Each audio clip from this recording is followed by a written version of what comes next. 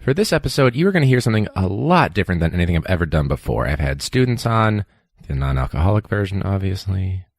The podcast has gone on the road, so that's nothing new entirely. But for this episode, you're getting something way off book, and that is a live roundtable Q&A. So my old grad school, UIC, I had a professor who reached out asking for a few of us that had gone through our first couple of years of teaching to come and talk to some of the kids that had some questions at UIC. I believe they were all, I don't know actually, I think they were undergrads and graduate students mixed, but this was entirely led by them. And so what they were doing was asking us a few different questions related to first year, second year of teaching and things of that nature. So the audio, I think it turned out pretty good considering we were in a loud, echoey, it's a pretty big room, to be honest. You'll also hear a familiar voice. Sam, who's been on multiple times, was also there. That was a nice surprise seeing him there. So I hope you guys enjoy. This was, again, a live Q&A roundtable at UIC. Very excited to have been asked to do that. And it was a good time. So I hope you guys enjoy. Welcome to the Classroom Brew podcast.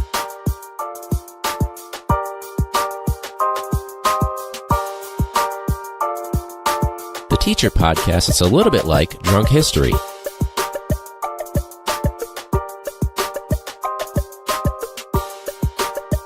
But wait, do you guys actually drink while you record episodes? Yeah. Actually. Yeah. So you want to do your first introductions? All right, well, I'm Ryan. I'm a social studies teacher. I teach mostly sophomores at a Southside school. And we're actually looking for a couple of different positions for the upcoming year. So we can talk more about that later. I am Sam, and I am a middle school social studies teacher. So I teach 6th, 7th, and 8th graders, also on the south side in Bronzeville. And we are an IB school, so I teach MYP. Yeah, we're relatively new, so we're still kind of, inching towards the full, what one would expect from an IB program, but we're making our way there. So, my name is Saul. I'm a social studies teacher at a high school, the Little Village Lawndale High School in Southwest Side. This is actually my first year there. Taught somewhere differently last year. I taught 6th grade last year, so that was fun. I'm not even saying that sarcastically.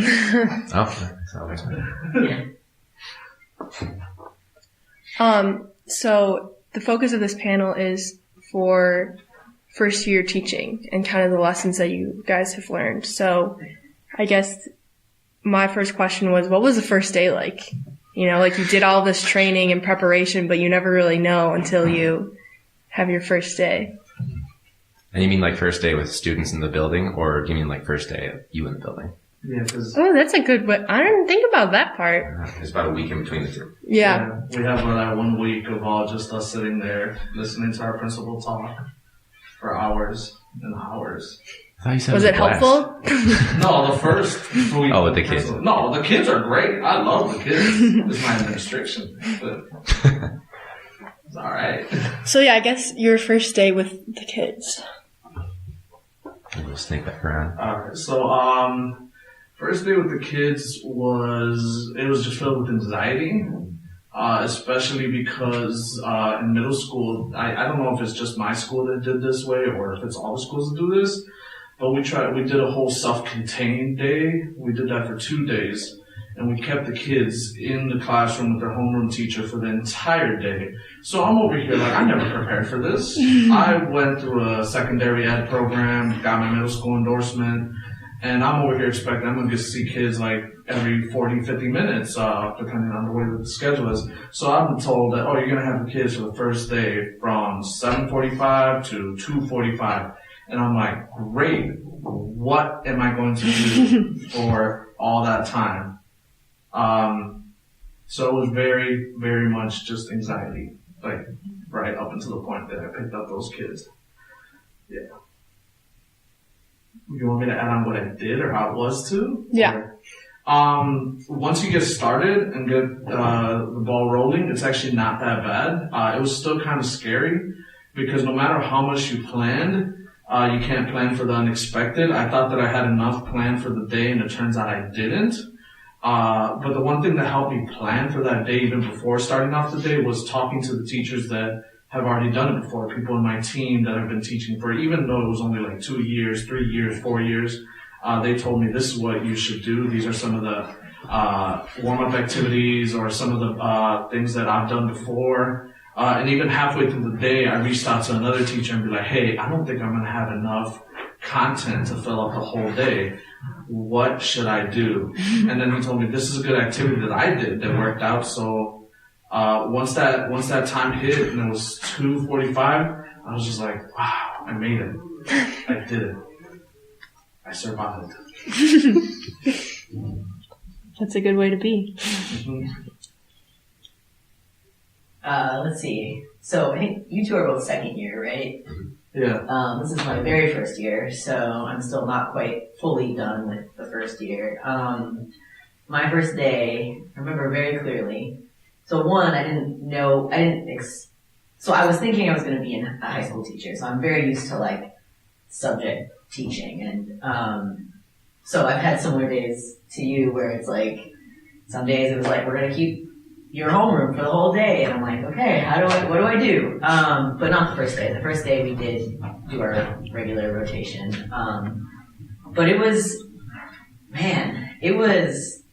I felt completely out of my league. Like I was just like, I don't know what I'm doing, and like I've had a lot of training, but no one told me how to pick up my homeroom from the playground and like how to get them all in a line. And like it's the first day of school, and I've got 7th graders running around and yelling, and and like I don't know any of these kids yet, and I literally don't know who's in my homeroom because this is my first year, and I have a list, but that's it. So it felt like I just felt completely like, oh my God, how am I going to do this? And then my school, we have pretty, like, because we're K through 8, and we do have pre-K as well, we, like, the middle schoolers don't have bell time. So what teachers do is we essentially, like, between classes, line them up and transition them to their next class. And this was totally different because I student taught at a high school, and I was just like, and the hallway expectations are that they're not talking, and I was just like, I don't know how to keep a group of 20-some 7th graders quiet in the hallway. And I've learned how to, but that first day I was just like, wow, I completely very lost in a lot of ways. Yeah, and so that's one takeaway. I think, had I been in a high school, it probably still would have been, I probably would have had a lot of stuff, but a lot of the stuff at the middle school level, I just totally was not expecting at all. And then from there, I was like, slowly, I think, compared to a lot of the other teachers at my school, I came off very like soft and gentle and like small. I am very much the smallest staff member, I think, at my school, and physically, yeah. So a lot of my 7th graders were as tall or taller, which they're not used to, and so I think there was sort of a lot going on with like being seen as an authority in the classroom. So finding ways to still try to be myself, but establish that authority has been the journey of the last 7 months, because the ways of one teacher is totally different from another, and one teacher can just kind of like give students a look and kind of like yell a little bit and like, do all that, and students are like, oh, okay, I better, I don't know how to do that. And it's not who I am as a teacher, and so it's definitely been a struggle, I would say, less so now, but to really sort of, that first day I was like, I have no idea how to do that, and I think at this point, having developed like routines and classroom management plans and constant like expectations and learning how to enforce them through like rewards, acknowledgement, consequences, like all that stuff. I'm at a place where it's very different than how it was the first day, but that first day, anxiety and feeling completely lost, if I'm just going to be totally honest. Good. Yeah.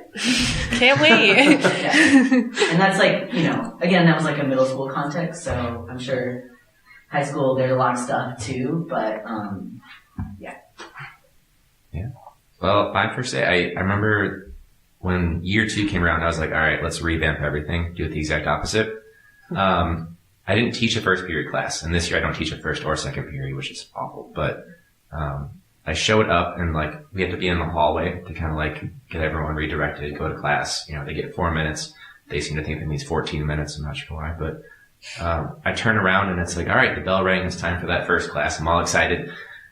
There's one student in the room.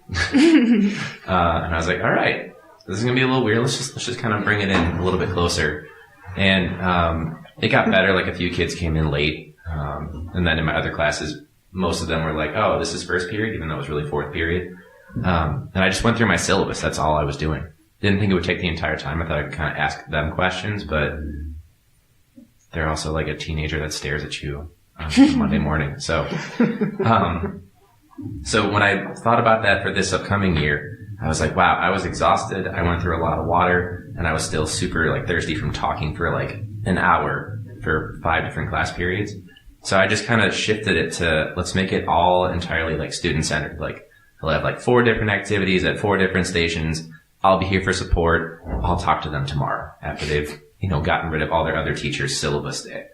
So yeah, it was very low attendance and then way too much me at the front talking at them, I'm sure. So that was a big shift. I have a follow-up from when you were talking about the first day and like not knowing the structure of the school or like maybe the culture of how to even get in the school. Was that not something that's done that first week of like professional development? No. So like, would there have been a way like, maybe now would you have like tried to reach out to people and be like, hey, can you explain to me how things are done? Like, not enough time was given to us. Okay. It's literally like there's so many mandates by CPS and principals just in general, their own things that they want to go over, trainings that we have to do, like which they're important, mm-hmm. right? But unfortunately, it's just not enough time for us to even lesson plan either. Like we're supposed to have time to actually plan our units out and things like that, but we don't have enough time for that. Even like room setup too. I think I got maybe an hour and I was like, all right, I guess I'm staying late. Mm-hmm. Gradebook access. Did you have gradebook access on the first day? No, because we were first year teachers, so they were still working on getting our access. I had some kids. This made me feel good though, because the old teacher that had my job, her name was still on like the schedule. So they walked in and some kids were like, oh, hallelujah, I don't have this woman this year. Like, all right, starting off right. The funny thing is just like, well, my school at the time was going through construction. So the principal is just like, I usually let people come in the week before. We have to come in for those PDs. But he wasn't letting anybody come in because, well, there's construction happening, so it was unsafe. And I'm like, well, damn, that's crazy because we have to come in a week before to start, like, fixing up our classrooms. And this is saying that we're not getting paid for that. So any extra things that you have to do, just get ready for that, by the way. But you'll be fine because not getting paid for teaching is what student teaching gets you ready for. So just the amount of extra work that you have to put in the first, like, few days on your free time is just this a lot. Especially if you want to make sure that kids come in to a classroom that has posters up and like the books are ready, especially if you're teaching in middle school, right? It's a lot easier in high school. Legit, all you have to do is put up some posters and that's about it. And you're good. No setting up a library, nothing like that. God, I'm so much more happier. But I love the kids are so much nicer in middle school. But yeah, not enough time is given to us. So, if you're a first-year teacher, especially towards the beginning of the year, maybe you're not as confident, and then students can pick up on that. So, how do you deal with that? thinking I'm cocky or something like that. No, I feel like if, like, there's like a mandated civics curriculum in CPS, for example, and I got it the second week of school. And so it was really just kind of winging it. And so really, even though I was just kind of like faking it till I made it, students kind of knew like, hey, I'm working through this. You guys know this is like my first week here. Just bear with me. And they were all pretty receptive to that. But there's even times where, let's pretend it's a lesson that I made and I know where it's going and I'm somehow still lost. As long as you're confident with it, just stick with it. It could be the sinking Titanic, but you're still holding onto that wheel. Like, all right, here we go. I know what I'm doing. Fake it till you make it. Fake it till you make it. That's not my words. I think I took that from someone for sure. I've heard that one before too. Fake it till you make it. I use that too. Because the first unit, according to the CPS mandate for 6th grade social studies, is geography. So I was just like, I never took a geography class. I started taking a geography class. I learned about teaching geography from Julie Peters, and that's what I thought back to. I'm like, okay, so what did Julie tell us to do when it came to teaching geography? Try to make it more hands-on. Try to like have students interact with things. I looked up stuff online, did a lot of research. The good thing is that my school that I taught in was so big that we literally had 5 6th grade classes, and then actually six 6th grade classes, and one of them was in a rotating schedule. So there was another teacher that taught 6th grade also, and this was his second year there. So I was able to reach out to him, and he actually reached out. Looking back, he reached out to me, and he told me, okay, look, I'm going to share with you my entire drive of everything I did last year. It is garbage, but at least you will have something else. It is something that you can follow along with. And I literally turned his garbage into like decent stuff because we work together. Because he's in charge of teaching 6th, 7th, and 8th, similar to you, Sam. And I was solely in charge of teaching 6th grade to those 5 classes. So I was able to take what he did and make it better because I was able to focus more time and attention on it. Collaboration. It's important. So speaking of collaboration, so I'm in the special education department, and I'm curious, how does it work at those beginning week, or let's just stick to like the first, when you're first understanding like how you need to get information on your students' IEPs, and I guess how you do collaborate with the special education teachers. Like a co-teacher or just in general? Well, if you have a I guess it depends what the structure is at your school. Mm-hmm. Yeah.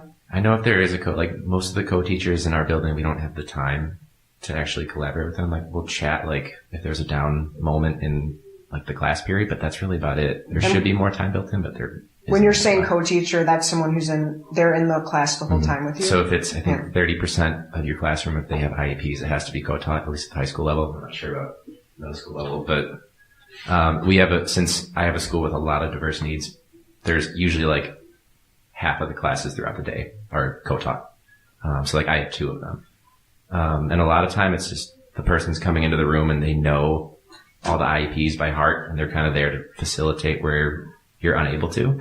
But really I try to take like at least once a month to kind of review through my students' IEPs.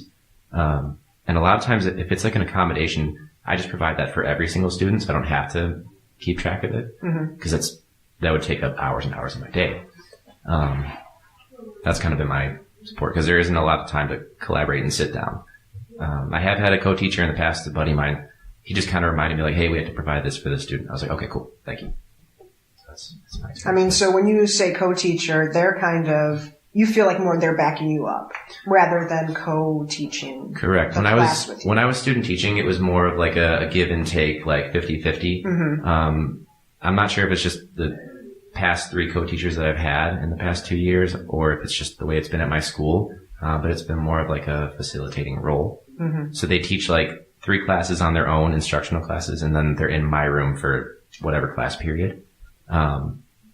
It's not the perfect model. It's not what I would like it to be for co-teaching.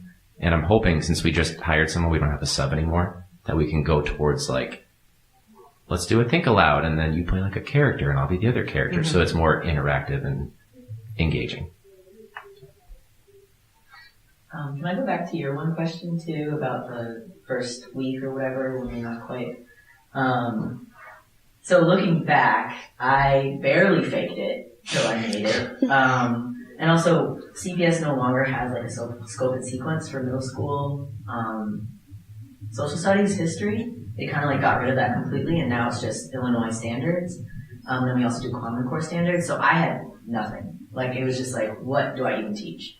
For 6th, 7th, and 8th. And so, I was relying on some of the unit plans that the teacher before me had. But one thing I would actually recommend now that I'm looking back is, even if you're not confident or you're not sure of what you're doing, which I think most teachers will be the first week, if you can at all before, come up with like first some sort of like idea of, not maybe like, I want to say routine, but also behavior management plan. So like, especially at a middle school level. So putting forth some high expectations of like how you want your class to be and how students should act when they walk in your room. And that's going to set the standard that first day, because it's really hard to go back after that. And it's really important to set super high expectations, and enforce them, because at least, my middle schoolers, I will speak for myself, they knew that I was new and I look small, all this stuff. And at that age, it's completely developmentally appropriate to push and push and push and push and push and then push some more. So, it's really important then to like, be like, okay, that's not how we're being in here. And here's what I expect of you, and I know you can do it. And to expect anything less is a disservice to you and me. And so framing it in that way, I think the first week could be really helpful, which I didn't do. So, and I wouldn't have known that necessarily, how to do that. But looking back, if I could do it again, that's one main thing that I would really push for, is like high standards, high expectations, so that students know you can do this, and this is what I expect of you. Because it's just like I'm hearing Sam talk, and I'm like, yep. That was the first week last year. I think Sam, you're going through a lot harder time because you have to teach 6th, 7th, and 8th. So Sam is seeing them at 3 different stages of their lives, which are the most hardest. Yeah. I was at least lucky enough to only have to work with the 6th graders, so all 5 classes of 6th graders. So it was a lot easier because I had the same expectations for all of them. And that's the thing, is that the first week I did not do those expectations that you should have done. So it was just chaos. And by the time I realized that those expectations were needed, it was like halfway through the year, and I was just like, it was hard to move backwards. And by that time, I was just like, okay, well, I guess this is me now, and I just gotta ride it out till next year, and next year's gonna be better. And I take the words from they assigned me a mentor teacher, but you cannot assign a mentor. I'm just gonna say that off the bat. You cannot assign a mentor. Mentors are chosen. Me and my mentor, even though, from according to other people, she's great. Yes, she has a lot of experience, all those other things too. We didn't vibe. It was too much of her philosophies didn't fit mine. She believed that culturally relevant curriculum was too touchy-feely, and it took away from rigor, and we need to focus on rigor the most. And I'm like, well, why not both? Why can't we have rigor and culturally relevant curriculum? Why can't we have rigor and have social emotional learning standards attached to our curriculum? And it's too touchy-feely. And I was just like, that's not vibing with me. So I appreciate that you have all these years experience. I'm good. I found my own mentor. Even though the person was only 2 years into their teaching, I learned a lot from them. We collaborated. It was mentorship kinda. And I remember the words that he told me, like, your first year, you're just god awful. And this was after, we were drinking a lot. And this is why your podcast actually sounds like a great idea. And he straight up told me, we were like at a drunken huddle, and we were talking, and he was saying, like, believe me, Garcia, this is your first year. It's terrible. You just gotta get through it. And next year, you're gonna feel like a god. It's true though, because the following year, I felt like I had this down. It was smooth sailing. And then I got a call from my mentor teacher, from student teaching, saying, get your resume ready because I want you to take my job and I'm leaving. And I was just like, damn it. I loved the school so much that she wanted me to go and work at. And I was just like, so I ended up leaving a few weeks in. So it felt like jumping from, I was doing so great the first month of September and October. It felt amazing, like everything was rolling, and the first few weeks, the first 2 months were just great. I was revamping my lessons, I was doing amazing units, and then I ended up having a pickup, and then now I'm teaching high school, and it felt like year one all over again. But not as bad. Not as bad as year one. But still, the stress of having to figure out new curriculum, the stress of having to just create new things. But I know that next year, I will feel like a god again. You're in demigod status right now. I'm like demigod status. I got knocked down. I felt like a god, and then I got knocked down and put into a different position. Now I feel like Sam. I have 3 different subjects I got to plan for. It's hard. So much work. So to stem off of your story in moving schools, how did you know, I guess this would be a question for all of you, and if you're not at the school of your dreams, you don't have to comment on it, but like, how did you know that your school that you decided to work at was right for you? What are some things that you would suggest to think about before you decide to work at a school? I think if there's an opportunity, and I turned down a couple TAT spots and positions at schools that I was like, I don't know if I want to teach 5 different subjects in one day. And then I finally found something that's like, okay, that's a subject I want. It might not be the school that I was like originally envisioning, but you kind of, and I'm not saying I speak for everyone, but you kind of form the position into what you want it to be. Like I had an offer for a psych position at a school, but it was a maybe. Like they weren't sure if they were going to have this job at all. So I was like, all right, that's probably not the one I'm going to go with. So I went with the school that I'm currently at, and now I teach AP psychology anyway, in addition to my other 2 classes. So it's kind of something where if you invest in it and then stick with it, I guess, it becomes a position that you want to be at, the school that you want to be at. So like, this is my admin's 2nd year, so there's a lot of room for me to like move up and have an influence. Like I'm taking on coaching for other teachers. I'm taking on coaching students for like different teams and stuff like that. And it got to the point where over the summer, when I was gearing up for all that, I didn't even have it in my pocket quite yet. I had a mentor teacher that was like, hey, we have a position that's opening up. So it was a school that I had been at before. I loved it. It was a great school. I would love to have worked with my mentor teacher. But I was like, I think I'm good for now. Doesn't mean I'm here forever. But I think it's just kind of, once you have a chance to sit down and work with it, you just kind of figure it out from there.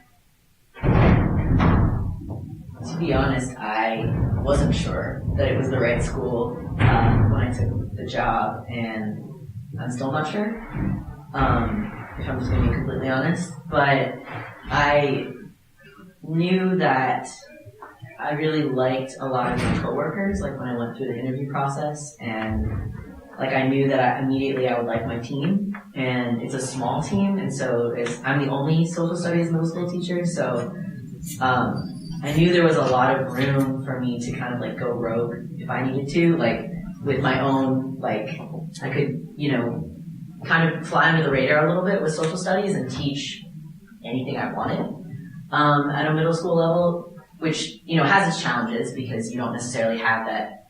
This is U.S. history class, but I knew that I liked that about middle school, and I knew that, like I said, I liked my team and I liked my principal when I met her. So for those reasons, I knew that those things would be like a good fit. As far as like how, it being my first year and everything, and I'm at a middle school level, I'm not sure if it's the right age for me. Just in terms of like how I operate, I don't like to, I don't even see myself as that much of an authority figure. but yet I feel like sometimes, especially in 6th grade, like a lot of students, they feel safer when there's a strong authority. And so I'm struggling with that, especially. I do a lot better with the 8th graders because they're like, the world, it's such a difference. The 2 years, it's like little kid to like, you're a high schooler. So it's, so to be honest, I'm still not sure and may not be, for another year or so. For me, it's just, when I finally decided that I wanted to become a teacher, maybe like 6 years ago, when I decided to go back to school at Malcolm, I knew I wanted to be a teacher, and the reason why is because I wanted to work in the neighborhood I grew up in. I grew up in Little Village, so that was my dream, was to always go back and teach in my neighborhood. So I would do a lot of volunteer work there, and when I went for a college talk at the school I used to teach at, and the principal loved me. He was like, I want you to come and apply for this position we had opening up, 6th grade social studies teacher. And to me, I wanted it because I want to teach in my neighborhood. It was a battle between that position and my old high school, actually, that I graduated from, had an opening too. I kept getting told by so many people, don't go teach at your old high school. Not because, hey, you shouldn't teach at your old high school, more as in like, that high school is bad. As in like, they chew teachers up and spit them out type of thing. So I took the 6th grade teacher position because I liked the principal, I liked the admin. I knew that I would be teaching. One of my team members would be somebody that I graduated high school with. She's awesome. I remember her from when we were in debate team. So I was really excited to start. I was scared about teaching 6th graders. But ultimately, throughout the year, it turns out that the thing that I loved the most about teaching there was the kids, and the secondary was the people that I worked with. It was very problematic. I had teachers talking crap about me behind my back, from what I heard, because I focused too much about social justice curriculum in my classroom. And I was very open about it. I was unapologetic about teaching social justice in my curriculum. And the other teachers didn't like that. They thought that it was a waste. They thought that our kids didn't need that. And this is why I was just very sour about it. And my administration didn't like it either, because they abided by this idea that children have no rights in school, that a student should not be allowed to protest during the Pledge of Allegiance because it's about respect. I had a lot of those issues come up. Ultimately, the thing that kept me going at that school was the fact that I talked to an old mentor principal of mine, amazing principal. She is the best. If you guys don't know Tepashkali Elementary School, that principal is amazing. And I talked to her and I asked her, what advice do you have? Because I just feel like I'm getting burned out trying to fight these battles.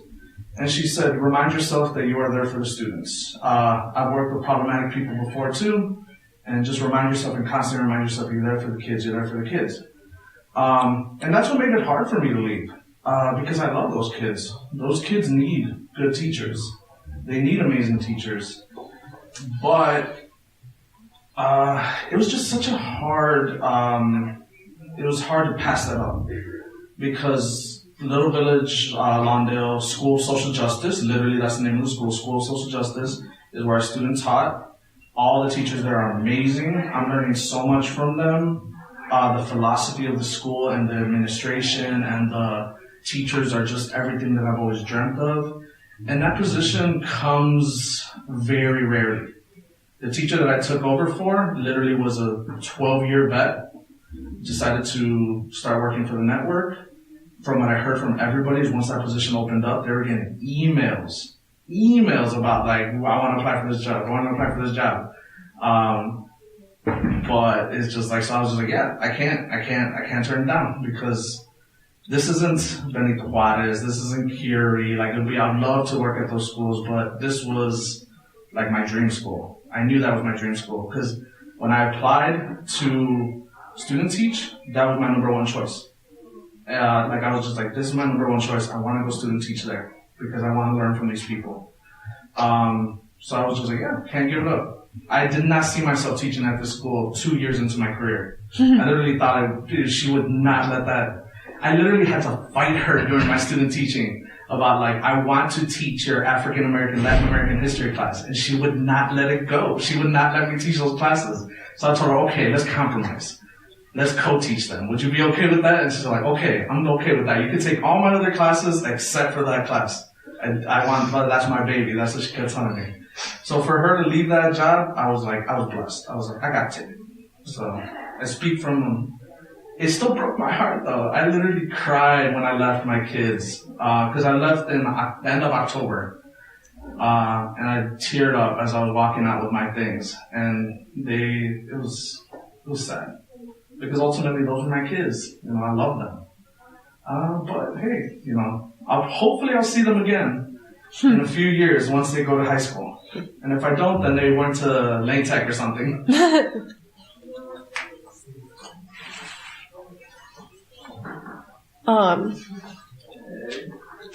We're getting a little close to ending time, so I guess I would ask, what's one big takeaway that you've gotten from your first year of teaching that you would share with incoming teachers? There was something that a friend one time told me. There's this article from like Ed Pedagogy about finding the marigolds in your school. There's this philosophy of finding the positive teachers at the schools and surrounding yourself with them. Marigolds, the flower grows good when they're around other marigolds. So surround yourself with positive people, good teachers that love their job, and continue to love it, love the kids. Don't surround yourself with negative people because that is very toxic to your person. And so when you find those positive people, collaborate with them, ask them for help, because they'll be able to just assist you through everything. I still talk to a lot of the people that I worked at from my other school, and the positive ones, of course. And you know, I tell them all the time, like, "Hey, I miss you guys over there, but it's too great over here. I'm having too much fun." So surround yourself with good people. Find other teachers that you can talk to and de-stress, whether it's through drinking or just hanging out. Okay, 3. I'll make them quick. 1, take care of yourself. That's like one of the biggest takeaways. Like, I burned out in January, and that did no one any good, including myself, my students, any other teachers. And then had to take a couple of days off from school because I was just such in a bad place. The other thing is, I definitely agree with Saul, but also expect that nothing will go as expected, especially your first year. And maybe some teachers who are really, great or whatever had particularly great first year that's different, but in my situation, just don't expect things will go as you expect. And don't see that as wrong either. There's nothing wrong with that. And then the final thing is like really take a minute to it's hard when maybe you've hit burnout or you're having a particularly low day, but really do actually celebrate the accomplishments, cause they're there. And even knowing that part of the reason I was late is because one of my students, so I started a Gay Straight Alliance at my school, and one of my students who's been a part of that group was having a rough day and was just sort of sharing with me a lot. And so I was able to get her to where she needed to be, but celebrate those things that student felt safe enough to come and talk to me. And even those little moments where, for me, if you're at a middle school, my 7th graders who came in are different people now. That's how quickly they grow, especially in middle school. So getting to see their development and the trust that you built with them and how, just getting to see all of their growth, social, emotional, intellectual, all of that. And then finally, if you're having a low day, remember that it may not be the only low day that you have, but there will always be better days. because I think it's really easy as teachers, like, at least for me, to blame myself or to be like, I didn't do well enough or I'm not doing enough or whatever. And like today was a particularly hard day. Nothing went as planned, but just remembering that like as many low days as I'm going to have, I'm also going to have some really wonderful days. So keeping that in mind. So I actually learned one of mine from Sam. Sam's been on my podcast, but one of the things that you were teaching me was taking a mental health day. And when I took my first like mental health day, I think I texted you. I texted a mentor teacher, and I was like, "Why do I feel guilty?" And you both responded like within minutes, saying, "Stop." And it was really helpful. And so this year, I've started to take them like infrequently to kind of like space it out instead of just going the entire year and then like one or two at the end. So that's been really helpful to actually know those limits. I kind of realized that I was almost rushing myself through everything. Like I had to get this done, this done, this done, but it was me that was making that rule the entire time. So I've also just kind of been slowing down. So like some of you might not have that control really depending on what your curriculum map is or what your school is like. But if you have that freedom and autonomy, use that so that you can actually, I mean, it's going to be better for your students, but it's also going to be better for your own mental health. And then I guess my last one is if you have some way to get outside of teaching. So like coming back to UIC after I think I graduated in 2017. So it's been 2 years since I've been on campus.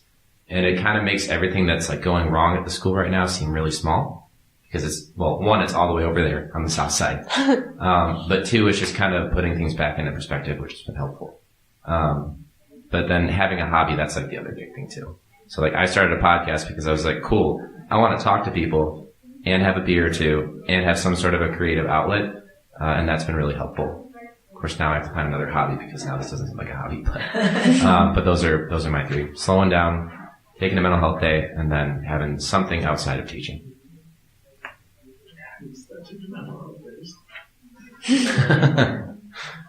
There is still a little bit of guilt, to be honest, but I'll just go back to my technology. Yeah. But then, and I did learn that from Ryan too, is like I started guitar lessons. So like, because he and I were having a conversation right before I started teaching this past summer, and Ryan was like, make sure you do something for yourself outside of school. And so I finally took Ryan's advice and like, I'm in guitar play, and so it really does help. And now I read YA novels in my free time as well, so things like that. Yeah, actually, a lot of people keep telling me, you need to take a day, man, you need to take a day. And I'm like, no, I feel guilty all the time. I'm still working on that. Actually, Thursday when grades were due, I wasn't a day off. I was asked to go on a field trip with this band group, Becoming a Man, and I felt guilty taking this field trip because I knew it was just going to be relaxing. It was going to be a good day to just hang out with these kids. And it was just like, it feels so good. It feels so great. And I had kids emailing me, Garcia, you're going to come back to the building. You're going to come back to the building because I need to turn in all this late work. And I was just like, I told y'all, Wednesday. I need to work Wednesday. I told you Wednesday. So I felt guilty, but everybody kept telling me, stop feeling guilty. You told them Wednesday. So this is on them now. Teach them their responsibility because you told them Wednesday. So I'm still working on that. I actually started playing music. I used to play in a band, but unfortunately I started coaching softball. So that's been an outlet, but it's also kind of stressful too. I'm just waiting until the season's over so I can start playing music again as a hobby. But coaching has been fun. It's kind of like an outlet. I've never played baseball ever. High school, college, nothing. I know how to throw a little bit. That's why I watch baseball. But the head coach asked me, hey, Garcia, I need help. I see that you're great with the kids. I need a coach for the JV team. We have enough girls to do a JV team, but I need a JV coach. So I don't know anything about baseball. She told me, don't worry, look, I'll teach you. You gotta be ahead of one day ahead of the kids, just like teaching. Be one day ahead of the kids. So she taught me, these are the fundamentals of throwing the ball. This is the fundamentals of swinging.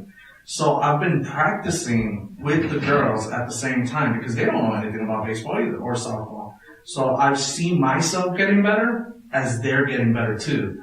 And it's so fun because I grab a glove and I start playing catch with them too. So, and we won our first game a few weeks ago. So I was like, yes, we're doing good. We're getting there.